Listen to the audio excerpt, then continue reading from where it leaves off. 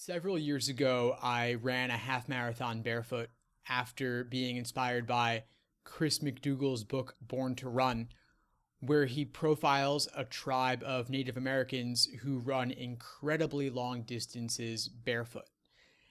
And I'm not saying I would recommend this to anybody because it's not all rainbows, but it was a lot of fun, and training to run a long distance in difficult conditions really taught me a lot about perseverance and how big tasks are often just mental and nothing more.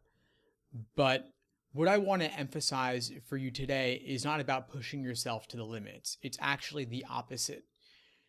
Because you'll notice I said half marathon, not marathon.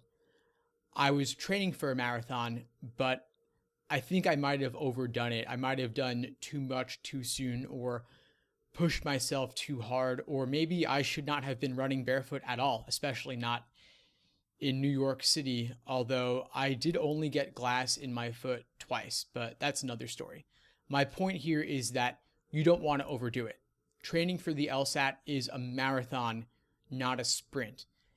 And back when I was studying for the LSAT, I studied for it over the course of an entire year as I gradually worked through every book I could find, every exam ever released, and slowly and steadily, my scores started to rise. And maybe you don't have an entire year, and that's okay. But you don't want to do this in just 1 month, 2 months, or even 3 months. The LSAT is important enough. It's the number one biggest factor in your law school admission success that you want to really take the time. And just as with a marathon training schedule, you don't want to do too much on consecutive days. So I would run 8 miles one day, then take the next day off, then run 8 miles the next day, take the following day off. And then as the marathon got closer, I would do long training runs on the weekend. So you might do occasionally an 18-mile run or a 20-mile run, just a couple of them before the big event. And so my advice to you related to that is you don't want to do tons and tons of practice exams every single day.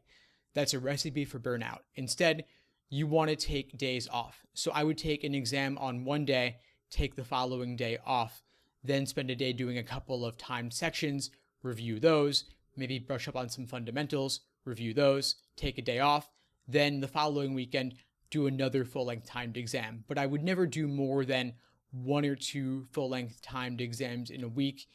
If you want to do a couple of timed sections, that's another thing, something smaller, but you don't want to overdo it.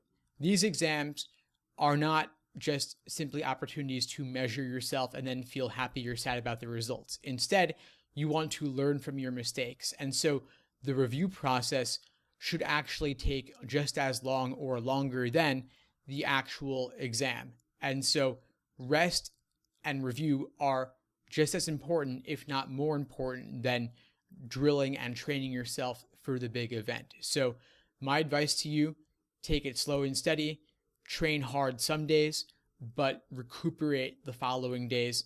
Don't do too much too soon. Don't make the same mistake I did with the marathon running, and don't put yourself through excruciatingly difficult conditions. Maybe if you want to do a 6-section exam once, that's fine, but I don't really think that doing 8 sections in one sitting is necessary.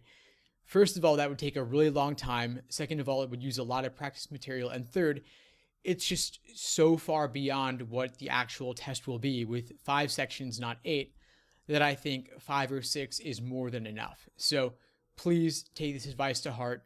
Don't risk burnout. And feel free to reach out if you need anything at all. Leave a comment, subscribe, email me with any ideas for future videos. I'd love to hear from you. And in the meantime, I wish you all the best.